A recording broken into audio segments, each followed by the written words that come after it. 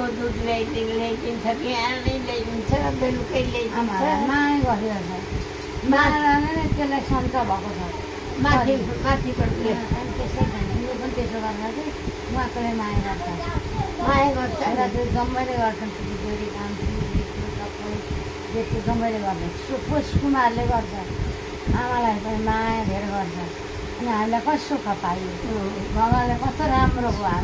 हामी अब म निको हुन्छु मेरो आमालाई छोडेरै छोड्छु म बाँचेर बस्दा हुन्छु मलाई आमा हुँदैन अलिकति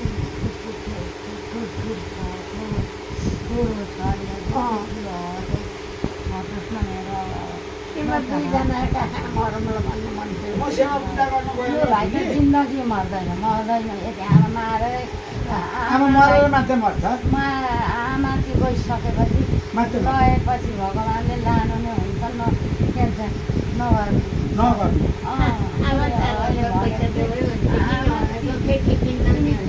म दिइहाल्छु नि कति चाहिन्छ आमा म त तपाईँलाई धेरै 2-4-5 हजार पैसा धेरै सेवा पनि खाऊ भनेर मलाई नदेखेर छोरालाई कम खाना देख्छ नदेखेर भने आमाले अनि मलाई पनि त्यसै गर्छ यो पनि ऊ पनि दिन्छ मेरा जति नै माया गर्छन् यो संसारमा छैन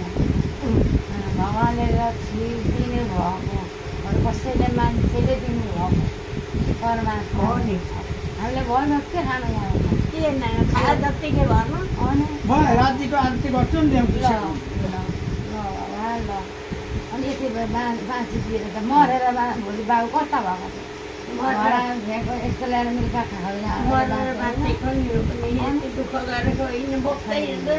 हाम्रो भाग्य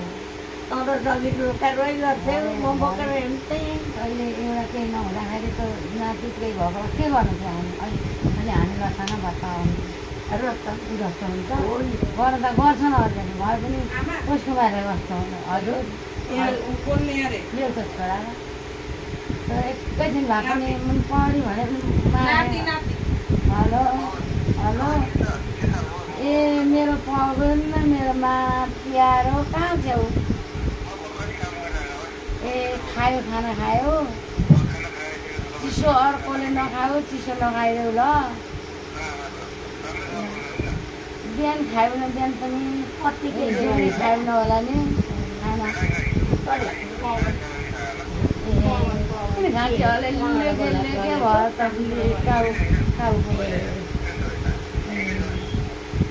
ल खाऊ ल मेरो छोरो मेरो प्यारो ल खाऊ ल खाऊ छोरो सबैसँग बोल्यो आमा सुन्नुहुन्न आमा काम सुन्नु म माइत गर्दा खायो नि त आज मेरो आमा दिन आज कस्तो दिन आयो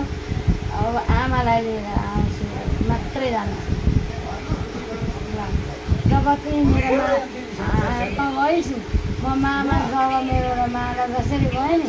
मेरो दाजु छ नि तेरो हजुर बुबा अनि म हजुर बाबा अनि म कति खुसी छु मेरो छोरामा आएर कति खुसी छु राम्रो सानी के गर्छ भोकै नबस्छ न ल मिठो ल